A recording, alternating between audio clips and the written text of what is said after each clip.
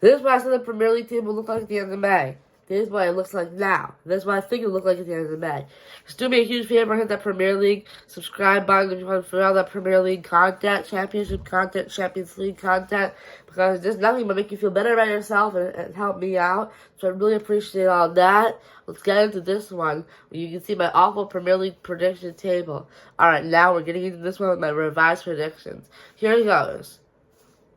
Southampton 20th. Down before May. Russell Martin is gone. Ivan Juric is in, but there's nothing you can do to save this team. It's far too late to save this same squad. Yeah, it's going to be a championship fixture next year. Southampton going away to the likes of Mansfield in the championship. Playing Wrexham for the first time in their history. Yeah, it's not going to be a good look, Saints. But here you are. 20th place down. Russell Martin screwed the squad up. Ivan Juric cannot save it. 19th, Leicester City. Yeah, Van Nistelrooy, again, is an awful form with this team. Not really doing much. Not going to really help this team survive at all. This team is absolutely cooked to the bones. Leicester City, 19th and down on May 1st. With their point totals get lower and lower, they're going to be relegated. And after a big loss on whatever day, 4th of May, they'll be relegated. They've got no chance, really. 18th, Everton. Frenkie Group made a huge mistake by sacking Sean Dyche. This is boring soccer/football to watch, but what are you going to do? You survive. That's all the team really can do until they can push on and make a big name signing. Then you sack him once you sign somebody. You do not sack him now with no big name signings. I'm talking about Iliman Ndiaye. It cannot save this team with Armando Broja as well. They're good players, not great players, but what is he going to be able to do that's going to absolutely bail out this ball club here? I just don't see it happening. Yeah, so that's why I say Everton 18th and down. David Moyes, not a great appointment in my opinion. 17th, Ipswich Town. Initially at Ipswich 15th, and I know they're coming in on some rocky form, but I just think that I like to have Man United here just to piss off some United fans. I just really can't say that. I think Ipswich will finish the season in 17th place, which is a good finish for a newly promoted team. Survival was the goal. Then push on next year into McKenna. I think they'll do very good here, and I think they'll continue to improve. But Ipswich for now 17th. 16th, Crystal Palace. Yeah, Crystal Palace are not those guys this year. They're simply not doing it. Yeah, they lost Michael Olise. You lost Eze, Sarr, Gahey, but Gahey is linked with Chelsea at the moment. Recording this as of January 12th, I'm sorry. But Eze could be out the door. Gahey could be out the door. A lot of players just could be out the door right now. It's just not looking too sharp right now for them. I'm very sorry to all those fans of Crystal Palace, but it's going to be a 16th place finish and just stuck on pause for yet more years. Glasner will probably leave sometime next year. It's just not going to look good.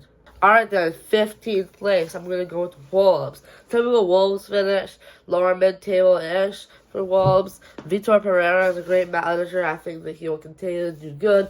The former Al-Shabaab coach will take you into better places. You've already seen a new manager bounce under him.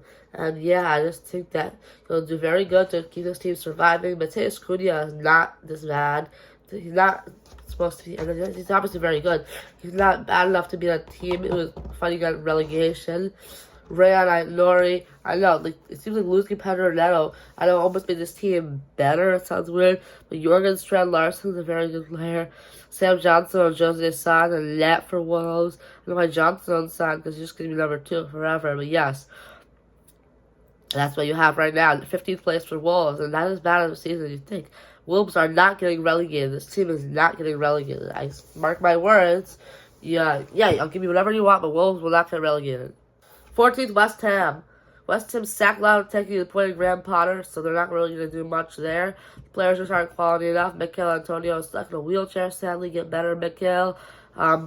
Yeah, and Paquetá not just put this team on his back for the rest of his daily life. So West Ham 14th.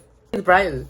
Brighton just not playing well enough at the moment. A 4-0 win over Norwich in the FA Cup is not a 4-0 win over anybody in the Premier League. They will not get you 3 points. They'll get you to the 4th round, though. So that's even more of a distraction. Hence why Brighton are just going to finish 14th and have their worst season in the years. 12th place, I'm going to go for the team from the West London area, Brentford. Brentford will finish 12th. I know a loss to Plymouth Argyle is just so embarrassing. But you smashed them 5-0. You only played in Buemo for 20 minutes. Sorry, that team is kind of Brian Blamo and Johan Visa FC at this point. But yeah, I'm kind of disappointed in Brentford for that game. 5-0 thrashing away at Southampton is something else. So yeah, Brentford are a weird team. Are they good home? Are they good away? What's the deal with them? But yeah, I do think that they're going to push on the season 12th place. 11th, Manchester United. Manchester United is not good enough to finish anywhere higher right now. Amorim is doing the best he can. But yeah, that squad is just some higher problems, really. Manchester United, 11th place. What do you want me to say? Tottenham in the FA Cup, they beat Tamworth 3-0. I just don't think it's good enough to take it the extra time against a non-league side. It's very embarrassing. So Tottenham in 10th, you're absolutely, it's like that Arsenal chant that I don't want to say, because, yeah, but Tottenham, they're in 10th place. Bournemouth. This is why original season prediction for Bournemouth to finish 9th. And it's the only other one I'm sticking with besides Everton 18th. I'm going Bournemouth 9th. Yeah, very good season for Bournemouth. You'll just barely miss out on European soccer by this much. I don't see it being a great season, but Bournemouth 9th. Yeah, it's going to be a good season, not a great season. You know why? Because Enes Ünal just tore his ACL. I'm sorry. Newcastle. The so-called purple patch for Newcastle is going to end at some point, won't it? Isak is in great form, but some players need to get injured like they always do with Newcastle. Anyhow, look at the England job. Sorry, but he's not going to get the England job. He is doing great, but I just see 8th place in my opinion because, yeah, there are just some teams that are currently better. This purple patch has to end at some point. 7th, Aston Villa. Aston Villa just aren't doing great at the moment. They're doing good. They won the FA Cup 2-1 over West Ham. John Duran, Ollie Watkins, some great strikers at the club. Martinez is overrated as I think he is. He's still a good goalie. So yeah, I just think that Aston Villa will have to finish 7th and be content with this one. 6th, Man City.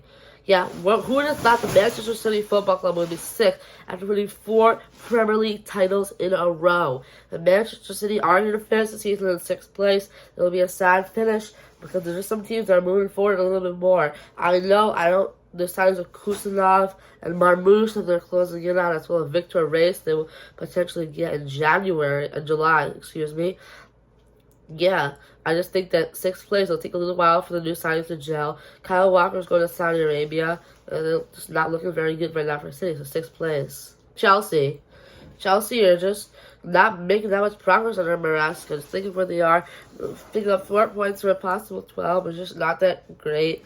So yeah, I'm just going to say, I think they'll 2 points for a possible 12, excuse me. Yeah, I just think that 5th place, Europa League, but you'll win the Conference League, so you'll get Europa League anyway. So yeah, I'm just going to say 5th place right now for Chelsea. I'm sorry.